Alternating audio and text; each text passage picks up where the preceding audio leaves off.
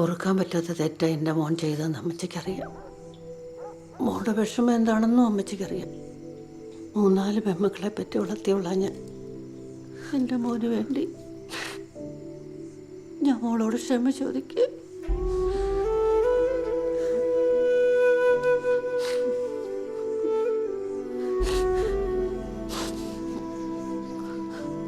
മോള് കിടന്നു.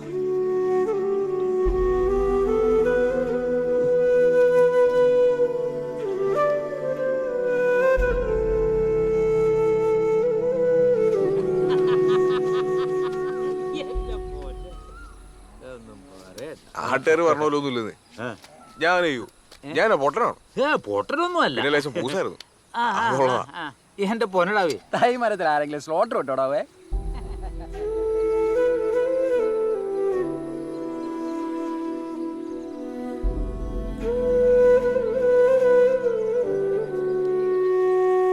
നീ കറി മുടി വെച്ചായിരുന്നു? അമ്മയല്ലേ രണ്ടാമത് പറഞ്ഞത്.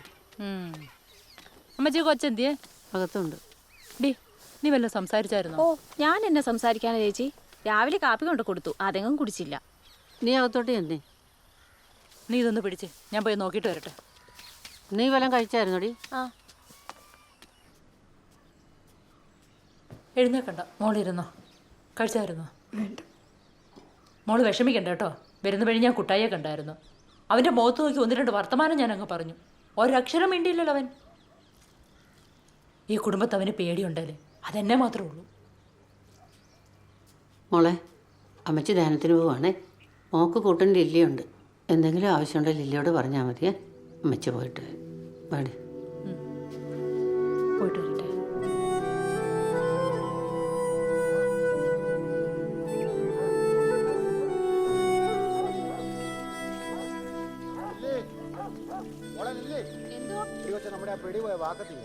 അയ്യോ, അതിന്നലെ നമ്മളെ വർത്താനം പറഞ്ഞിരുന്ന പാറയുടെ ചോട്ടില, എടുക്കാൻ മറന്നുപോയി. ആ മോളെ, ഞാനിപ്പോ വരാവേ.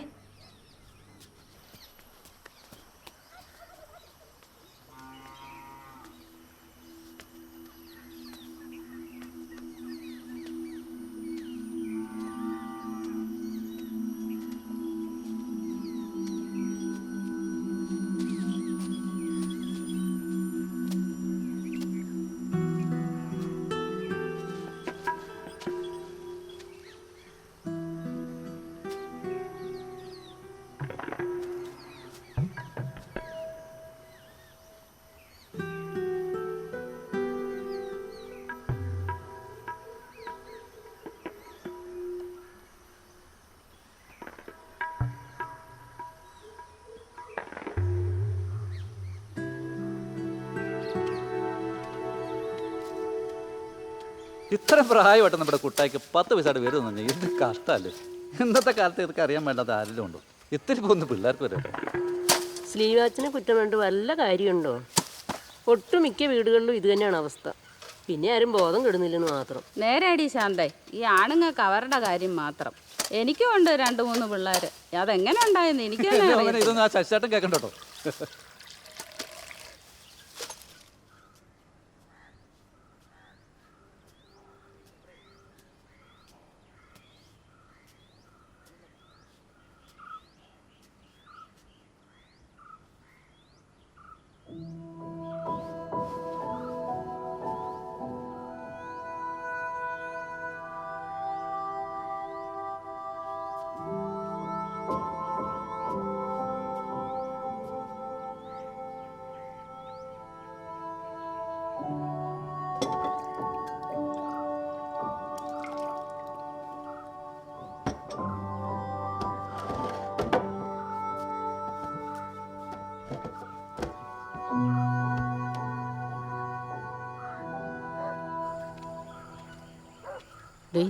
ആ കൊച്ചിൻ്റെ മുമ്പ് വെച്ച് അവനെ കുറ്റമൊന്നും പറഞ്ഞേ. അതിന് ഞാൻ എന്നാ പറഞ്ഞെന്നോ? ഇതെങ്ങനെയും ഒന്ന് ശരിയാക്കി എടുക്കണ്ടേ? നിന്റെ സ്വഭാവം അറിയാന്നുകൊണ്ട് പറഞ്ഞതാ. ആ പിന്നെ.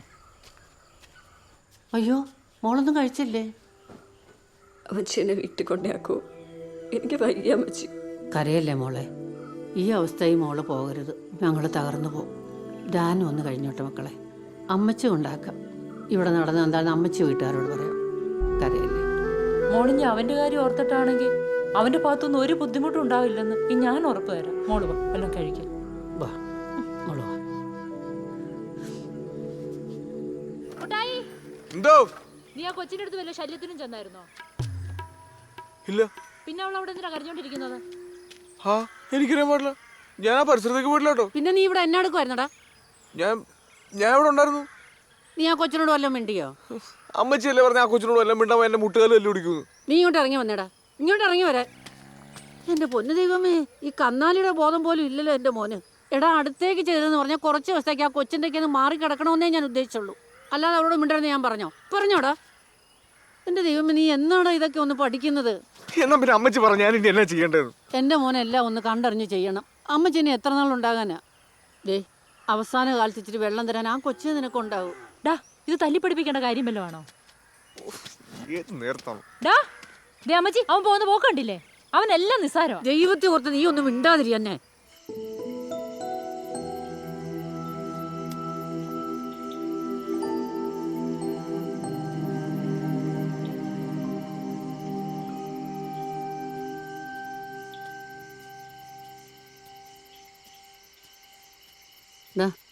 വന്നു വല്ലതും കഴിക്ക, എടുത്തു വെച്ചിരിക്കുക.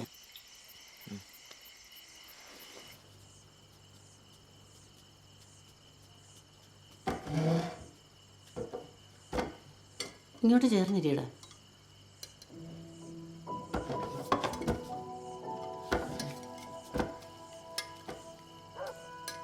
ഇന്നത്തെ അച്ഛൻ്റെ പ്രസംഗം ഒന്ന് കേൾക്കേണ്ടതായിരുന്നു. കുടുംബ നവീകരണത്തെക്കുറിച്ച്. എന്നാ ഒരു അനുഗ്രഹമായിരുന്നു.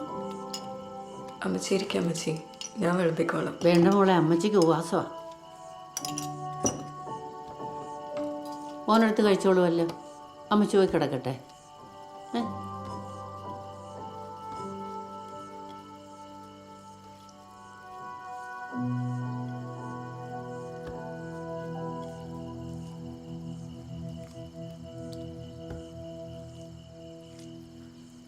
കഴിഞ്ഞ ദിവസം സംഭവിച്ചത് താനത്ര വലിയ വിഷയമായിട്ട് എടുക്കേണ്ട ആവശ്യമൊന്നുമില്ല കേട്ടോ. പറ്റുവാണെങ്കിൽ അതങ്ങ് വിട്ടേരേ.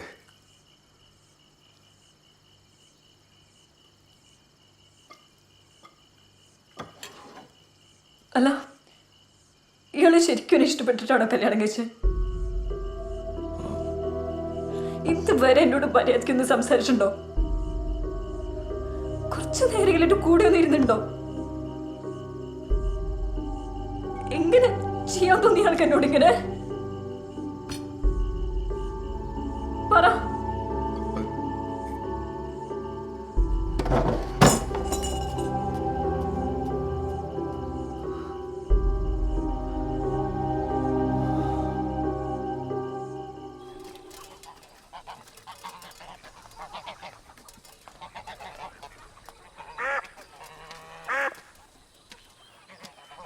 അമ്മച്ചി, ഞാനും വരണ്ട ധ്യാനത്തിന്. നല്ല കാര്യം. മോള് പോയി ഒരുങ്ങി, നമുക്കൊരുമിച്ച് പോവാം. എന്നാ കൊച്ചിനെ കൊണ്ട് നടന്നു പോകണ്ട അമ്മച്ചി. ശ്രീവാച്ചനെ വിളിച്ച വണ്ടിക്ക് അങ്ങ് പോകാമല്ലോ. ഞാൻ വരണോ അമ്മച്ചി? സിറ്റിയിൽ നിന്ന് ഒരു ഓട്ടോ വിളിച്ച് വിട്ടാ പോരെ? ഞാൻ പറയുന്ന അങ്ങോട്ട് കേട്ടാ മതി. ശരി.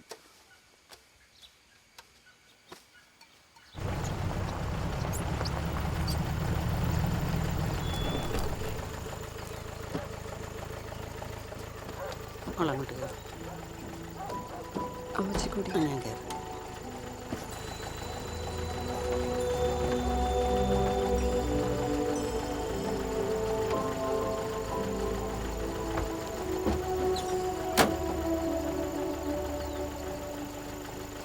അതെ, കാലത്തൊരു ഇച്ചിരി മാറ്റാവോ? ഗിയറൊന്നും താനെ.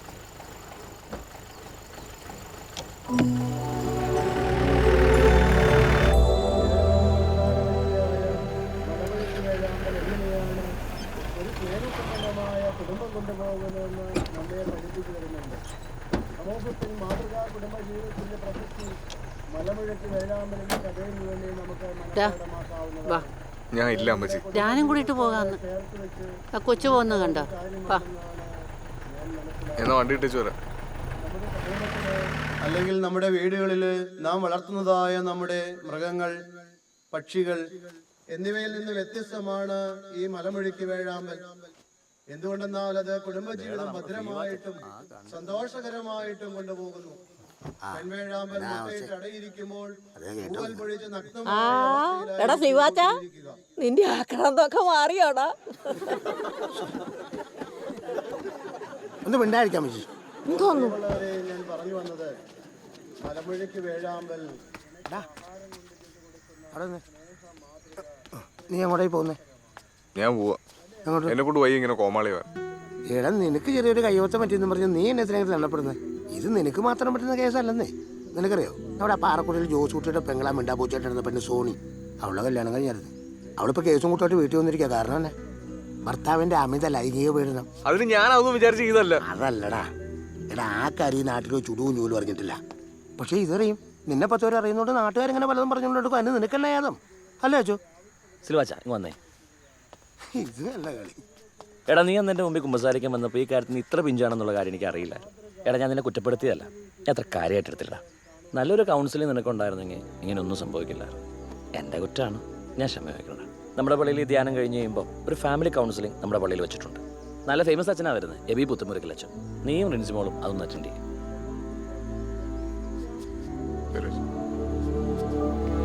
കൊള്ളാം, ഇത്രയും കൊല്ലമായി നിങ്ങൾ ചേട്ടനനിയന്മാരെ പോലെ കഴിയുന്നു. ഇതിനിടയ്ക്ക് എപ്പോഴെങ്കിലും ഇക്കാര്യം ഒന്ന് പറഞ്ഞു കൊടുത്തായിരുന്നെങ്കിൽ ഈ കുഴപ്പം വല്ലതും ഉണ്ടാകുമായിരുന്നോ? എന്നിട്ടിപ്പം ചിരിച്ചുകൊണ്ടിരിക്കുക. എൻ്റെ പെണ്ണ ഇതൊക്കെ ആരോടും പറഞ്ഞു കൊടുക്കേണ്ട കാര്യമാണോ? എനിക്കാരും ഇതൊന്നും പറഞ്ഞു തന്നിട്ടില്ല. അതുകൊണ്ട് നിനക്ക് എന്തായാലും കുഴപ്പം പറ്റിയോ? ഈ ചേട്ടൻ എപ്പോഴും ഒരു തമാശയാ. അവൻ്റെ വിഷമം അവനെ അറിയത്തുള്ളൂ. എടാ ചെറുക്ക, നീ ഓരോന്നാലോചിച്ച് മനസ്സ് വിഷമിപ്പിച്ച് വല്ല അസുഖം വരുത്തി വെക്കണ്ട. ഞാൻ പോവാ, നിങ്ങൾ കുളിച്ചിട്ട് വന്നേരേ.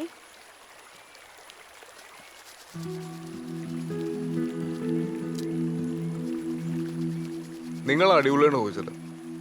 നിങ്ങൾ അങ്ങനെ വഴക്കുണ്ടാറുണ്ടോ? ചെറിയ ചെറിയ പിണക്കങ്ങളൊക്കെ ഉണ്ടാറുണ്ടാ. എന്നാലും ഞാൻ കൊത്തിനേരെ ഒന്നും അങ്ങനെ പണയിരിക്കാൻ പറ്റത്തില്ല. അതെങ്ങനെ സഹായിക്കണേട്ടാ? അതൊക്കെ അതൊന്നും ആരോടും പറഞ്ഞാൽ മനസ്സിലായില്ലടാ. അത് അനുഭവിച്ചു തന്നെയല്ലേ.